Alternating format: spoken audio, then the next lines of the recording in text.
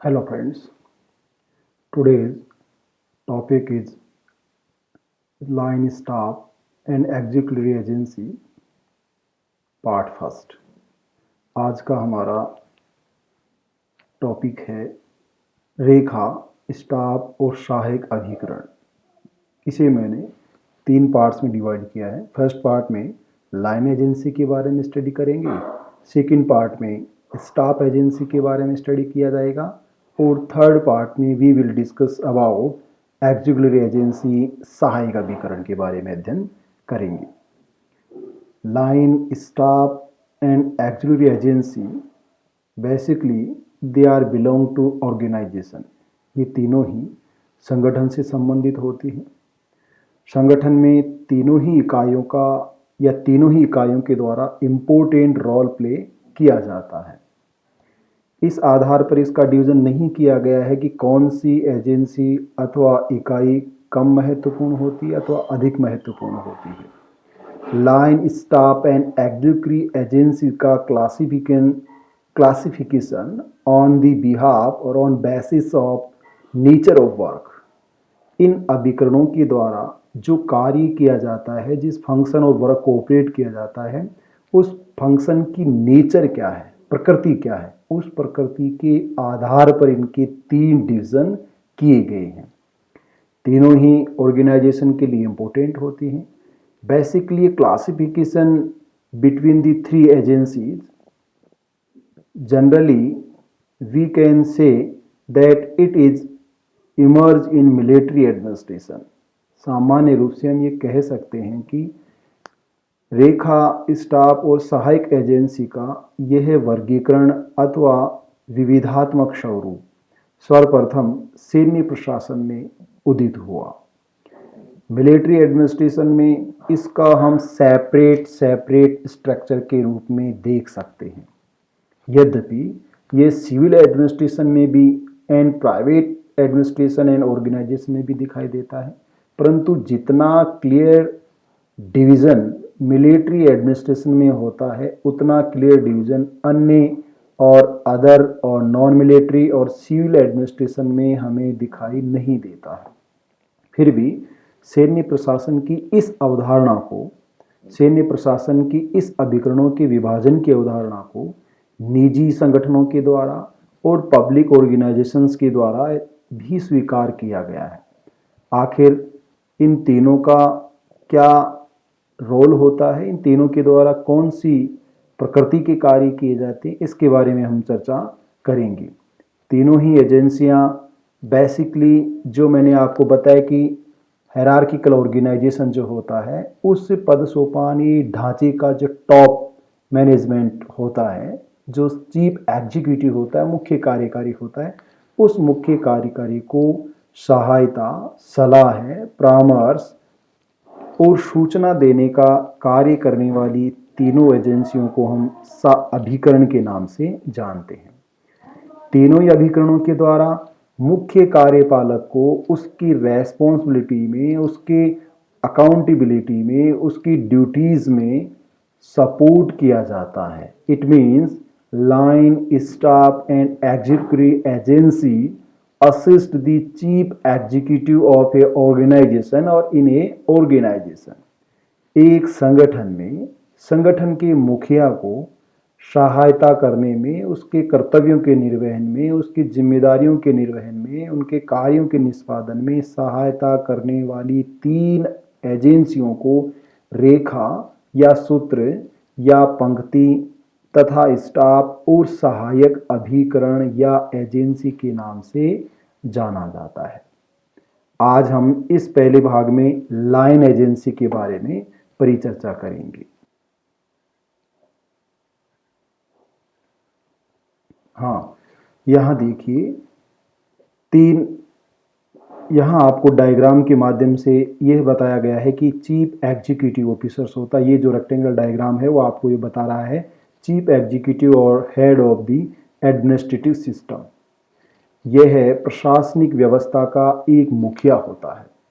इसको triangle shape में मैंने यहाँ डिजाइन किया है। इस जो टॉप पर होता है, ऑर्गेनाइजेशन के टॉप लेवल पर होता है, प्रशासनिक मुखिया को असिस्ट करने के लिए 3 तरह की एजेंसीज होते हैं। एजेंसी नंबर 1 जिसे लाइन एजेंसी कहा जाता है।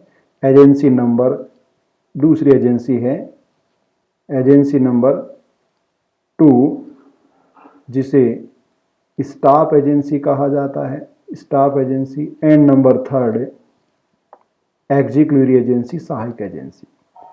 लाइन एजेंसी ऐसी एजेंसी है जो प्राइमरी महत्व के कार्य करती है। स्टाफ एजेंसी ये सेकेंड इंपॉर्टेंस के या सेकेंडरी फंक्शंस को ऑपरेट करती है। और executive agency first and second category के फंक्शंस को ऑपरेट करने में असिस्ट करने का कार्य करती है, सहायता करने का कार्य करती है। लाइन एजेंसी को लाइन एजेंसी इसलिए कहा गया कि प्राइमरी इंपोर्टेंस के और प्राइमरी ऑब्जेक्टिव को अचीव करने वाले फंक्शंस को ऑपरेट किया जाता है, इसलिए रेखा अभिकरण है। दूसरा स्टाफ अभिकरण है जो बेसिकली परामर्श का, सहायता का, सलाह का, योजना बनाने का कार्य करता है। और एग्जीक्यूटिव एक सहायक एजेंसी है।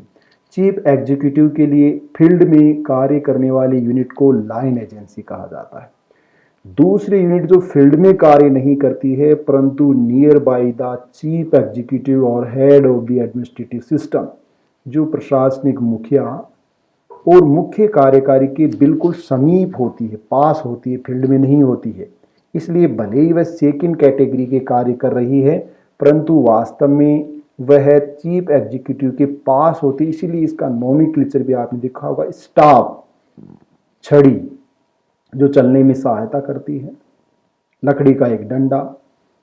इसका मतलब है कि यह चीफ एग्जीक्यूटिव के लिए चलने में, पैदल चलने में सहायता करने वाला अभिकरण है।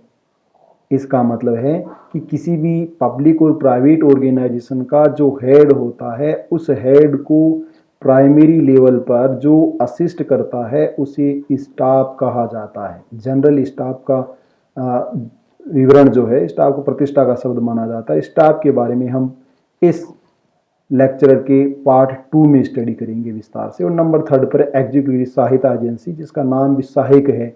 ये इंस्टीट्यूशनल या विलोबी ने इसे गृह पालक सेवाएं कहा है, होम मेकर सर्विसेज कहा है, इंस्टीट्यूशनल सर्विसेज कहा है, जो इंस्टीट्यूशन को असिस्ट करने का कार्य करती है।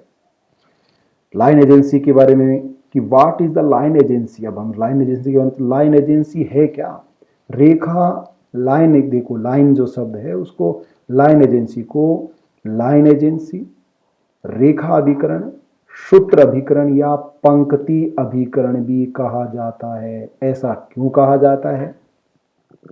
यहां डायग्राम में आप देखिए, what is agency, what is agency और line agency. What is line agency, यहां आप ध्यान दीजिए कि लाइन एजेंसी, लाइन यानी एक रेखा के रूप में, ऐसा अभिकरण, ऐसी एजेंसी जो एक रेखा वर्टिकल लाइन के रूप में एस्टैब्लिश होती है, उसको रेखा अधिकरण कहा जाता है। यहाँ डायग्राम के माध्यम से, जैसा कि हायरार्किकल ऑर्गेनाइजेशन में होता है, specially public organisation and private organisation and vertical hierarchy. जो हायरार्की के 2 टाइप्स मैंने बताए थे आपको, हॉरिजॉन्टल हायरार्की, बेसिकली हायरार्की नहीं होती है जैसा कि एजुकेशन डिपार्टमेंट या डिपार्टमेंट ऑफ एजुकेशन में पाया जाता है।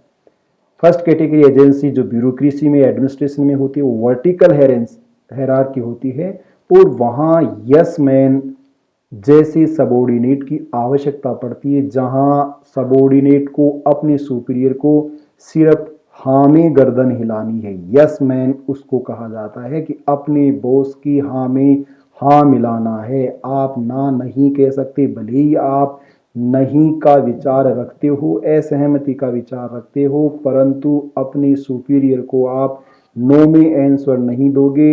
Your answer should be only in yes and yes term.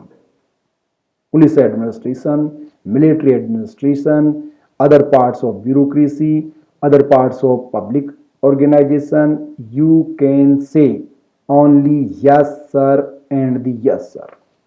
So यहाँ आर्मी का मैंने एग्जाम्पल लिया है। आर्मी में 2 तरह के कमीशन रैंक होती हैं और नॉन कमीशन रैंक होती हैं।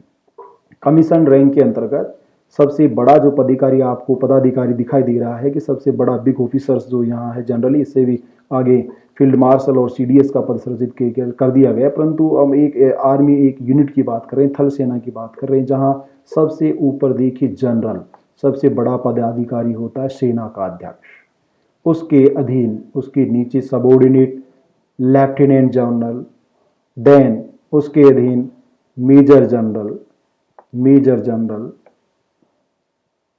Then brigadier, then colonial, then lieutenant colonial, then major, then captain and then lieutenant और लेफ्टिनेंट। ये ऑफिसर्स लाइन है हायरार्की के अंतर्गत। सबसे नीचे यहाँ जो पदाधिकारी होता है एज ए सुपीरियर, वह लेफ्टिनेंट या लेफ्टिनेंट होता है, देन कैप्टन होता है, देन मेजर होता है, उसके ऊपर लेफ्टिनेंट कॉलोनियल होता है, देन कॉलोनियल होता है, देन ब्रिगेडियर होता है, देन मेजर जनरल होता है, देन लेफ्टिनेंट जनरल होता है एंड देन जनरल होता है, थल सेना का अध्यक्ष। इसी तरह से नॉन कमीशन रैंक के अंतर्गत सबसे नीचे जो डायरेक्ट रिक्रूटमेंट किया जाता है सोल्जर होता है, जिसको सिपाही कहा जाता है, जनरल ड्यूटी के नाम से जिसको जाना जाता है। उससे ठीक ऊपर प्रमोशन के रूप बाद जो प्राप्त करता है, पद अचीवमेंट करता है, उसको लॉन्स नाइक कहा जाता है, देन नाइक, देन हवलदार, देन नायब सूबेदार एंड देन सूबेदार। It means it is hierarchical structure of the post. यह पदों का पद सोपानी ढांचा है जो एक सीधी रेखा के रूप में, यहाँ ब्लैक लाइन आपको दिखाई दे रही होगी, ये ब्लैक लाइन इसी का सिंबल है कि एक सीधी रेखा लाइन के रूप में यहाँ पदों को स्थापित किया गया है। इसी तरह से यहाँ भी सबसे नीचे पदाधिकारी के रूप में जवान सिपाही जिसको कहा जाता है, और सेना का सबसे बड़ा जो पदाधिकारी होता है इसे जनरल कहा जाता है। इसलिए इस नोमेनक्लेचर में कि लाइन एजेंसी, रेखा अभिकरण, रेखा के रूप में पदों का सर्जन किया जाता है, और ये रेखा के रूप में ही फील्ड में रहकर चीफ एग्जीक्यूटिव को असिस्ट करने का कार्य करने वाला अभिकरण होता है। इस अभिकरण के द्वारा इस पैटर्न पर कार्य किया जाता है जिसे वर्टिकल हायरार्की कहा जाता है, अतः इसे लाइन एजेंसी कहते हैं। यद्यपि लाइन एजेंसी स्टाफ एजेंसी के पैरेलल ही होती है, उसकी समकक्ष पदाधिकारी ही होते हैं, परंतु स्टाफ का मतलब प्रतिष्ठित माना जाता है जो कि चीफ एग्जीक्यूटिव की नियर बाई स्टैंड करता है, जबकि लाइन एजेंसी फील्ड में रहकर कार्य करती है, सच एज और फॉर इंस्टांस ए ब्यूरोक्रेट्स और a Indian civil servant near by and in secretariat, वह posted in secretariat, then he will be represent the line agency, and if posted in the field, district and unit and section and other branch of district, then he will be represent line agency. It means both are equal cadre officer, but one called is line agency officer and second या another is called staff agency। ये दोनों में मुख्य अंतर होता है। हालांकि differences के बारे में हम आगे अपने नेक्स्ट लेक्चर में चर्चा करेंगे, लास्ट लेक्चर में। तो लाइन एजेंसी को पंक्ति अभिकरण या सूत्र फॉर्मूला एजेंसी अथवा लाइन एजेंसी, रेखा के नाम से भी जाना जाता है। What is the meaning of line agency? Line agency का अर्थ क्या है, वर्ड मीनिंग क्या है, शाब्दिक अर्थ क्या है। यहाँ पर देखिए शाब्दिक अर्थ के रूप में What is the meaning of line agency? Meaning of line agency, रेखा अभिकरण का अर्थ क्या है, मीनिंग क्या है, शाब्दिक अर्थ क्या है। इसका मतलब यहाँ शाब्दिक अर्थ से है, रेखा अभिकरण का शाब्दिक अर्थ यहाँ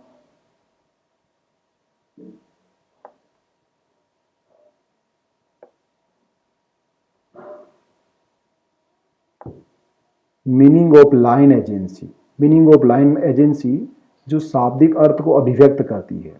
शाब्दिक अर्थ में हमें 3 टर्म के माध्यम से इसको वर्ड मीनिंग को समझ सकते हैं, 4 टर्म के माध्यम से इसके वर्ड मीनिंग को समझ सकते हैं। Number 1 is it developed in military administration. यह है सैन्य प्रशासन में विकसित होने वाली अवधारणा। इसका मतलब सबसे पहले इसका ओरिजिन जो है वो मिलिट्री एडमिनिस्ट्रेशन में हुआ है। Then second number, perform the primary, perform the primary और परफॉर्म द प्राइमरी और main function in a organisation by the line.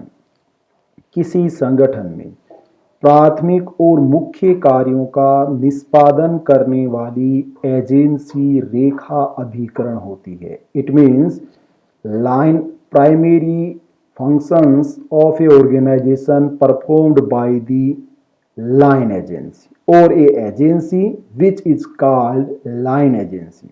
किसी संगठन के प्राथमिक और आधारभूत या प्रधान कार्यों का निष्पादन करने वाली एक एजेंसी होती है जिसे लाइन अभिकरण या सूत्र अभिकरण या रेखा अभिकरण के नाम से जाना जाता है। Then next word meaning, it is field unit. It means line agency सदैव फील्ड में कार्य करती है, क्षेत्र में कार्य करती है। फील्ड का मतलब खेत नहीं, फील्ड का मतलब है कि जहां लाइन एजेंसी को जनता के साथ, between the people, with the people, for the people field में जाकर कार्य करना होता है, उसे लाइन एजेंसी कहा जाता है। जैसे कि एक सब डिविजनल ऑफिसर उपखंड या तहसील मुख्यालय पर बैठकर जो कार्य करता है उसको फील्ड यूनिट कहा जाता है।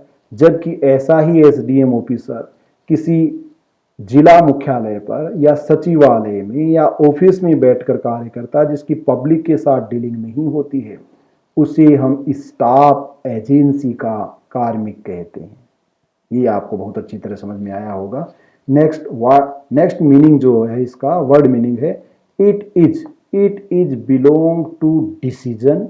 नंबर एक डिसीजन, डायरेक्शन निर्देशन, देन डिसिप्लिन अनुशासन, यह है, and command, then control, and then supervision etcetera so on. Line agency के द्वारा निर्णय करने का, डिसीजन की पावर और अथॉरिटी होती है उसके पास। यह डायरेक्शन निर्देशित कर सकती है कार्मिकों को, सबऑर्डिनेट्स को। इसका काम लॉ एंड ऑर्डर को मेंटेन करना है, डिसिप्लिन करना है।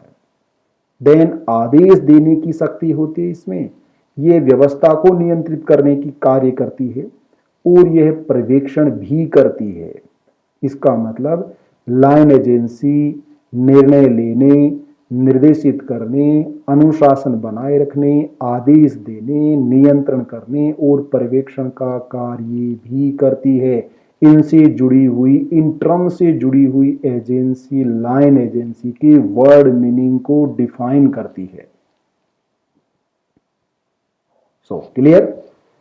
Then the major characteristics of line agency. Major characteristics of line agency, रेखा अभिकरण की मुख्य विशेषताएं क्या हैं?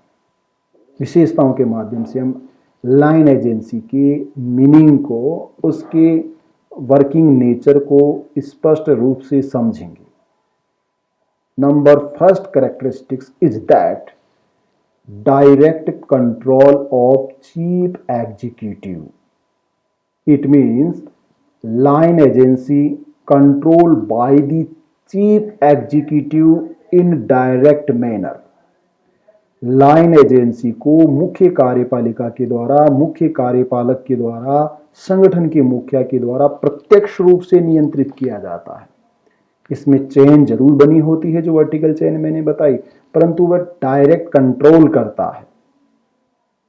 वह संगठन का मुखिया जैसे गृह मंत्री, गृह सचिव, राज्य पुलिस महानिदेशक, इनके माध्यम से वो फील्ड में तैनात पुलिस एडमिनिस्ट्रेशन की एजेंसी को, कार्मिकों को, रेखा को कंट्रोल करते हैं। कमांड सीधा वहां से आता है। यदि किसी गांव में कोई बालक या बालिका खो जाती है, गायब हो जाती है, अपहरण कर लिया जाता है, तो फील्ड यूनिट के रूप में एसपी, संबंधित जिला एसपी को निर्देशित किया जाता है, जो कि अपनी पूरी जिले की पुलिस मशीनरी का मुखिया होता है।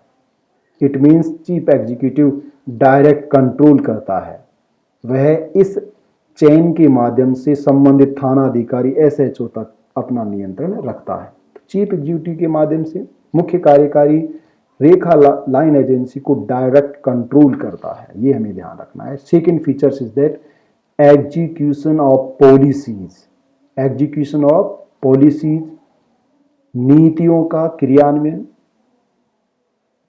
जो नीतियां बनाई जाती है चीफ एग्जीक्यूटिव के द्वारा, प्राइवेट ऑर्गेनाइजेशन के द्वारा, या as a government organisation by the legislature, विधायिका जो नीतियां बनाती है।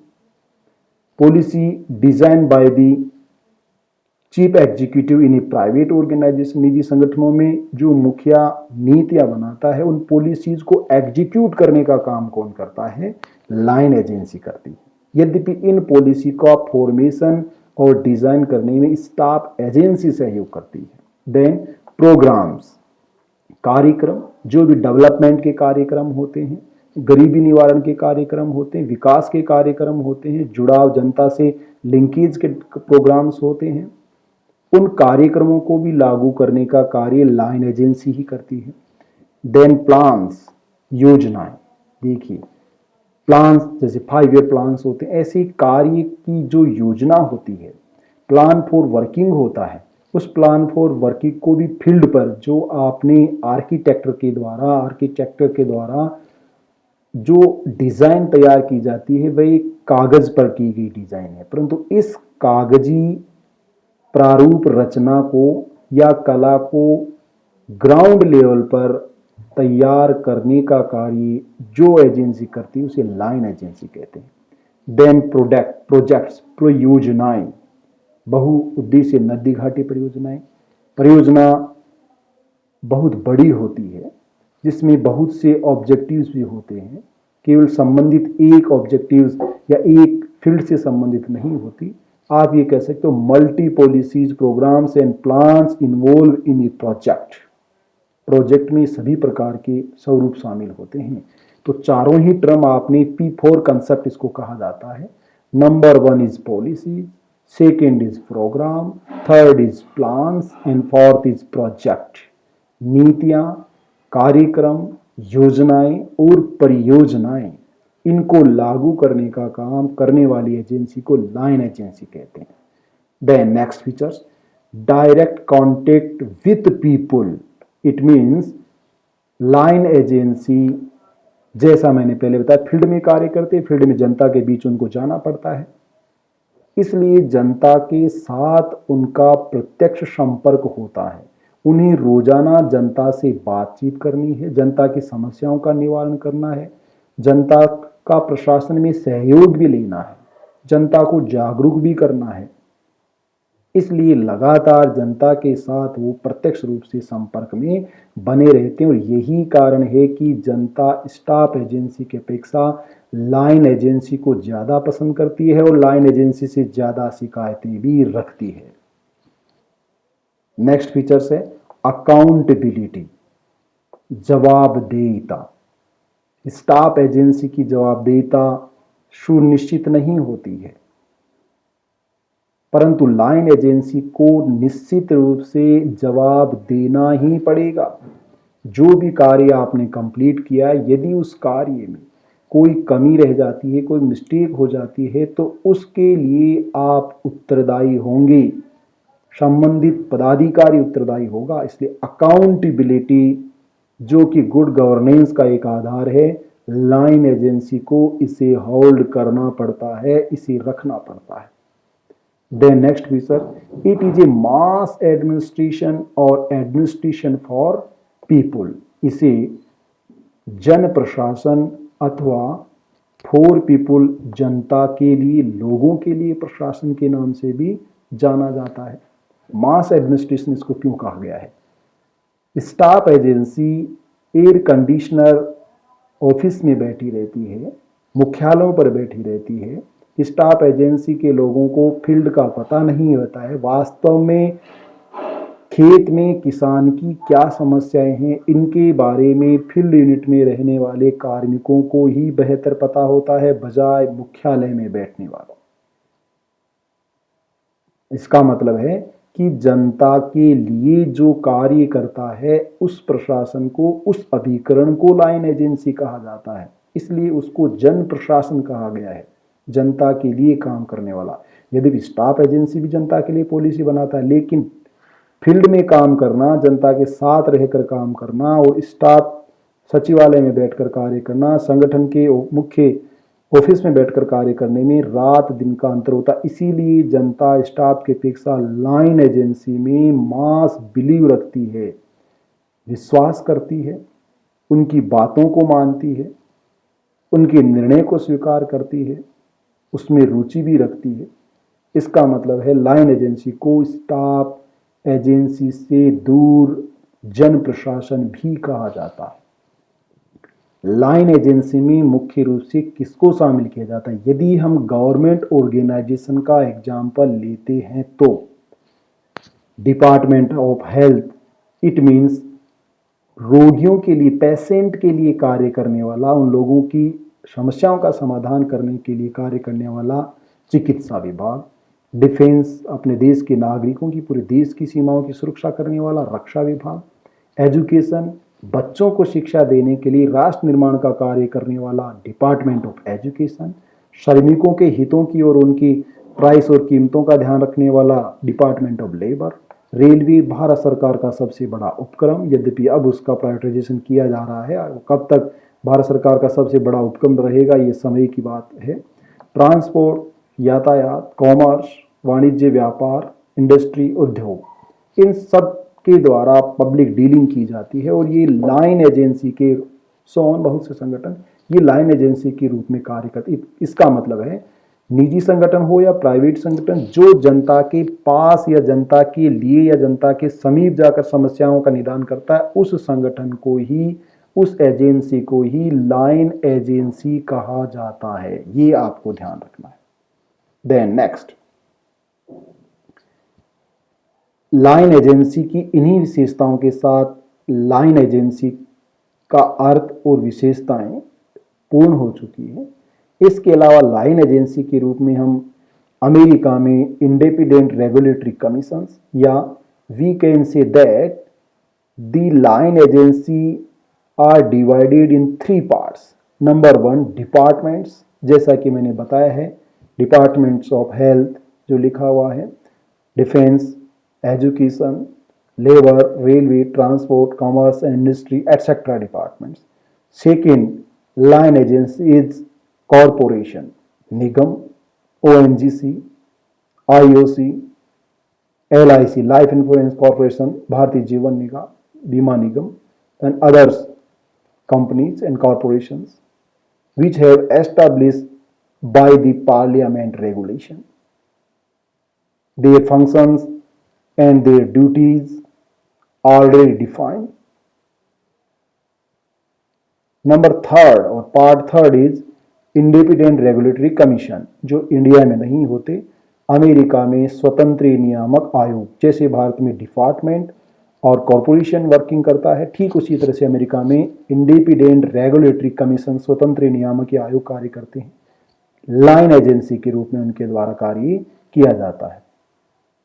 अतः इसी के साथ लाइन एजेंसी का टॉपिक कंप्लीट हो चुका है। नेक्स्ट पार्ट 2 में स्टाफ एजेंसी के बारे में चर्चा की जाएगी और पार्ट 3 में सहायक अभिकरण के बारे में परिचर्चा की जाएगी। आप सभी का बहुत बहुत धन्यवाद।